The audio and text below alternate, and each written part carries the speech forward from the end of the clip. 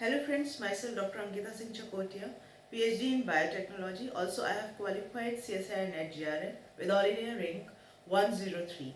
Today we are going to discuss about a few derivative reducing agent behavior of monosaccharide and carbohydrate and disaccharide. So let's start with the derivatives of monosaccharide. Now here I have drawn a structure of D-glucose, mannose, galactose and fructose. Now derivatives का मतलब ही यही है कि जब भी कोई structural component या तो ऐड हो with by removal of some basic जो मोइटी स्ट्रक्चर में, या फिर कुछ एडिशन हो, मतलब इधर सब्स्टिट्यूशन हो या एडिशन हो, then it will lead to the formation of derivative. यहाँ अगर देखें तो फर्स्ट कैटेगरी आती है hexosamine. Hexosamine that means if NH2 group get attached to this carbon number 2 by the removal of OH, अगर ये NH2 आके जुड़ जाता है तो ये बनता है ग्लूकोजामीन। ग्लूकोजामीन ये बनता है मेनोजामीन।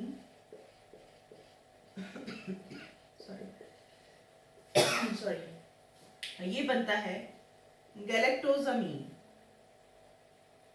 NH2 galactosamine। Similarly this fructose पे कार्बन नंबर 2 पे तो नहीं होगा क्योंकि कार्बन नंबर 2 पे हमारा कीटोन ग्रुप होता है, तो यहाँ पे ये NH2 तो ये बनेगा फ्रुक्टोजामीन।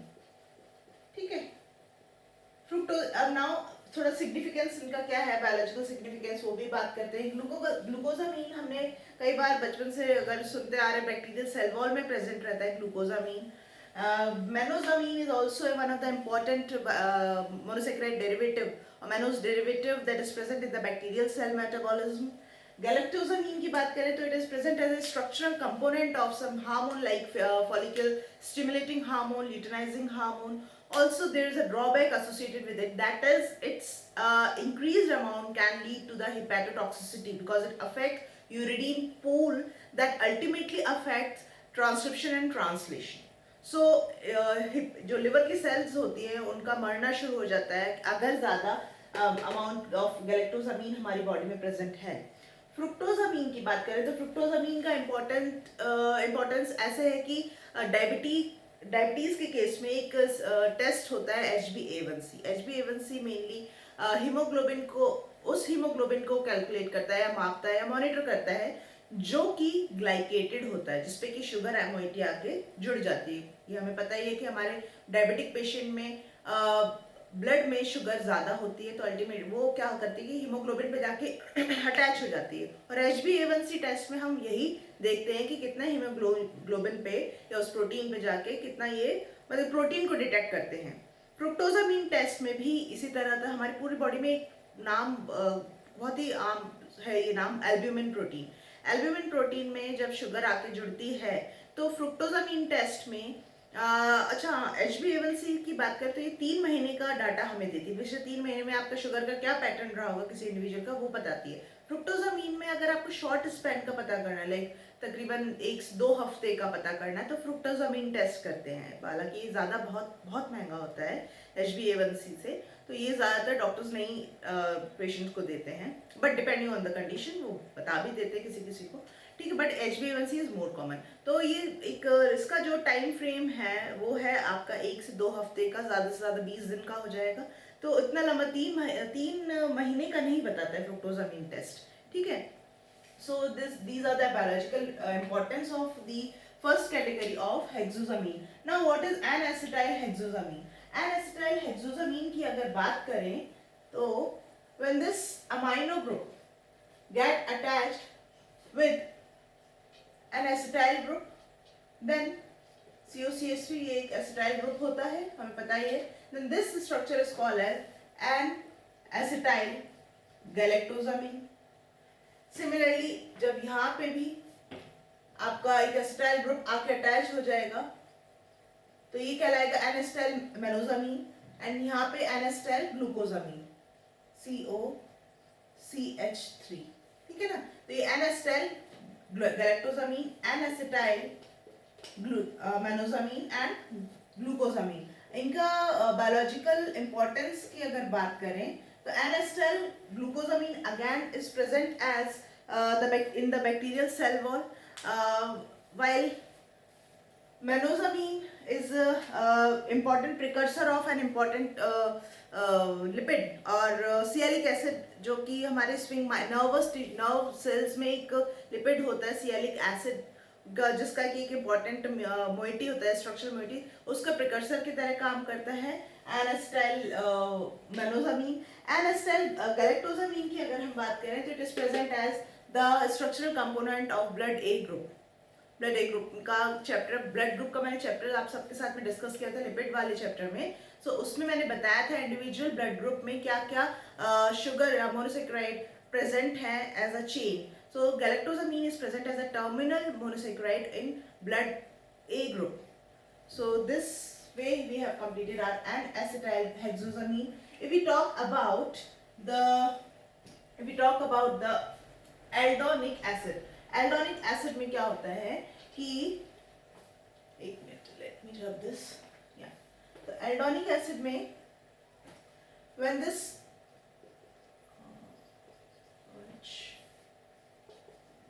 carbon number 1 get oxygenated and it get converted into OH, carboxylic acid, then this type of derivative is called as aldonic acid. Okay, this type of derivative is called as aldonic acid, and specifically if we talk about gluconic acid, it have importance in like ये दो काम करता है, एक तो chelating agent की तरह काम करता है and it also can work like an antiseptic agent. तो इससे हम अनुमान लगा सकते हैं कि ये बैक्टीरियासाइड जो ऑइंटमेंट वगैरह यूज होते हैं उसमें इसका जरूर योगदान रहता होगा ग्लूकोनिक एसिड का। यही अगर हम बात करें, अगर ये CHO हम इसको रहने दें तीनों में, अगर हम CHO ये बेसिक स्ट्रक्चर वापस से लेके आ जाए और अगर हम कार्बन नंबर 6 को अगर हम ऑक्सीजनेट कर दें लाइक दिस वे COOH और यहाँ भी COOH आ जाए तो it forms another category that is uronic acid and now it can be called as glucuronic acid, glucuronic acid, mannuronic acid and galacturonic acid. इनका जो काम है वो मेन काम है, जैसे ग्लूकोरॉनिक एसिड का ही बात करें तो इट कैन इजीली कंबाइन और binds with the drugs, toxin and any other foreign and hormones easily. So ये इसके ब्लड मतलब पूरे और ओवर बॉडी में इसके ट्रांसपोर्ट के लिए हेल्पफुल होता है ग्लूकोरॉनिक एसिड। ठीक है, now रैमनोज and fucose. रैमनोज and fucose की अगर बात करें तो वो मेनली बनते हैं मैनोज से एंड आपका गैलेक्टोज से। कैसे बनते हैं वो भी मैं बताती हूँ। CH2OH, यस, अगर हम इस 6 कार्बन से CH2OH था बेसिक स्ट्रक्चर में, लेकिन OH हटा के एक और हाइड्रोजन जोड़ दें, so this structure now will be called as rhamnose and this one is fucose. ठीक है, rhamnose and fucose. Last derivative is phosphorylated sugar. Phosphorylated sugar में क्या होगा? फॉस्फोराइलेटेड शुगर में nothing, only a phosphate group will get attached, will get bind to carbon number 6 via ester bond, like O PO3 2 negative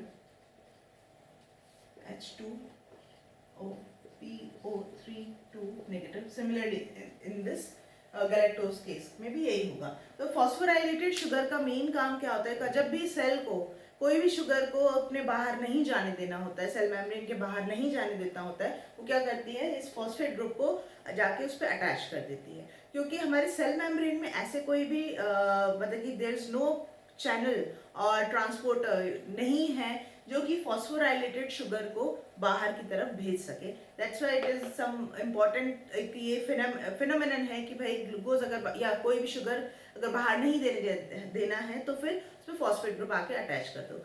ये तो है hexose. अगर ribose की अगर बात करें जो कि एक पेंटोज शुगर है, तो हमारे दिमाग में एक चीज बहुत इजीली क्लिक करती है कि जेनेटिक मटेरियल में राइबोज प्रेजेंट रहती है, that too as phosphorylated form में ही होती है। तो वो एक इम्पॉर्टेंट वहाँ पे एक पेंटोज का मैंने एग्जांपल आपको दिया है कि वहाँ पे एक स्ट्रक्चरल कंपोनेंट का काम करती है।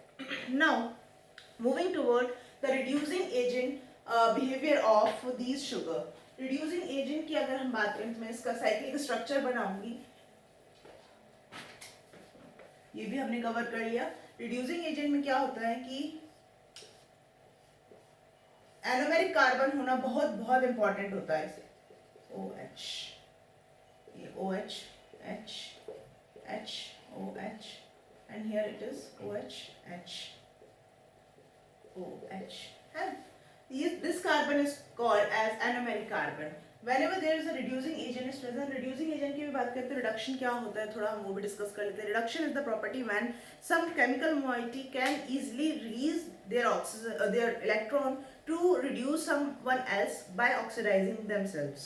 Another feature of reduction is कि हाइड्रोजन का गेन करना या ऑक्सीजन का रिलीज कर देना। ये होते हैं रिडक्शन के फिनोमेनन। कैसे कैसे हम एक रिड्यूसिंग एजेंट की क्या क्या प्रॉपर्टी और किस किस तरह से हो सकता है वो। अब यहाँ पे क्या हो रहा होगा, यहाँ पे कुछ नहीं, जैसे ही कोई भी माइल्ड एक ऑक्सीडाइजिंग एजेंट आता है, मतलब तो ये क्योंकि ऑक्सीजन ज्यादा इलेक्ट्रोनेगेटिव है तो ये पुल करता है इन इलेक्ट्रॉन्स को अपनी तरफ, और फाइनली जो स्ट्रक्चर बनता है वो कुछ इस तरह से बनता है कि ये वापस से CHO हो जाता है और ये H ये पार्शियल नेगेटिव कैरेक्टर आ जाता है, ये partially positive bye releasing electron.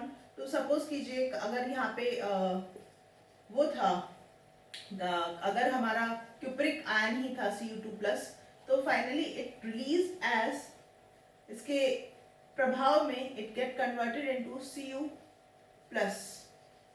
और ये स्ट्रक्चर बनता है। ठीक है, सो एनोमेरिक कार्बन की प्रेजेंस बहुत ज़्यादा ज़रूरत है अगर कोई किसी भी कार्बोहाइड्रेट को एज रिड्यूसिंग एजेंट बिहेव करना है। तो anomeric carbon is most important for the reducing agent behaviour of any monosaccharide और डाइसेक्राइड और any other sugar.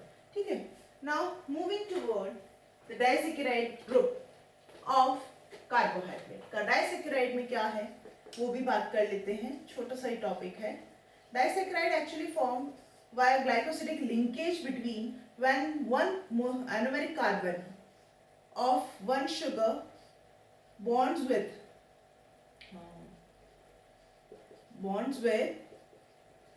another carbon via bond in which oxygen is present, CH2OH। अगर यहाँ भी एक और ग्लूकोज ही इस तरह से मैं ड्रॉ करूं,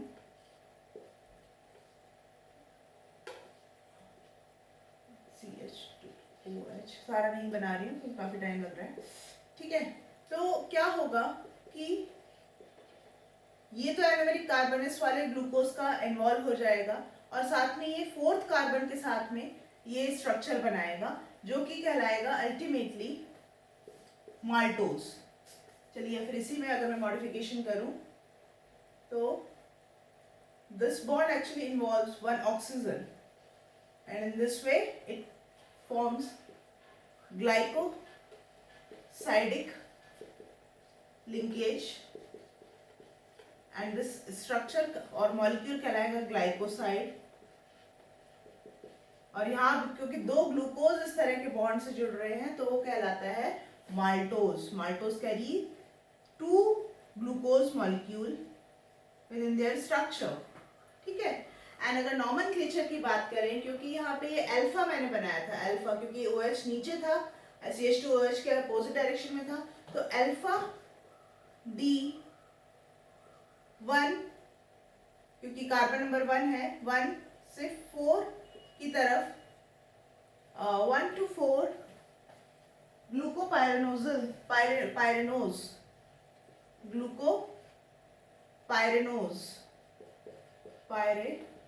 नोज, ये नॉमेनक्लेचर चलता है क्योंकि अल्फा स्ट्रक्चर है यहाँ पे, तो और ये भी अल्फा स्ट्रक्चर है, दोनों ही अल्फा है, that's why and D configuration में प्रेजेंट है, and one represent this एरोमेरिक carbon and the another carbon that is represented by 4 and glucopyranose, क्योंकि pyranose ring structure जो है pyranose है, तो alpha D14 glucopyranose is the actual scientific name of this structure.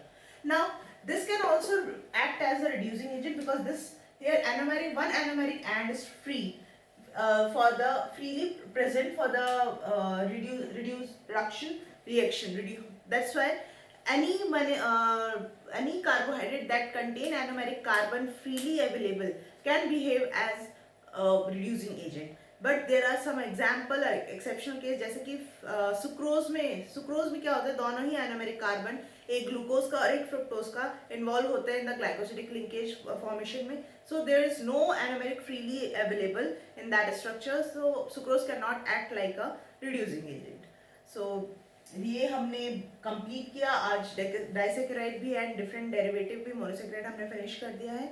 आगे हम चलेंगे polysaccharides की तरफ और डिफरेंट उसके भी तमाम फॉर्म हैं, वो सब भी हम डिटेल में डिस्कस करेंगे. आज का लेक्चर अगर मेरा अच्छा लगा हो तो please hit the like button, share this video, subscribe my channel and hit the bell icon so that सबसे पहले नोटिफिकेशन आपको ही पहुँचे. एंड मिलते हैं अगले टॉपिक के साथ में, तब तक stay safe, stay blessed, bye bye.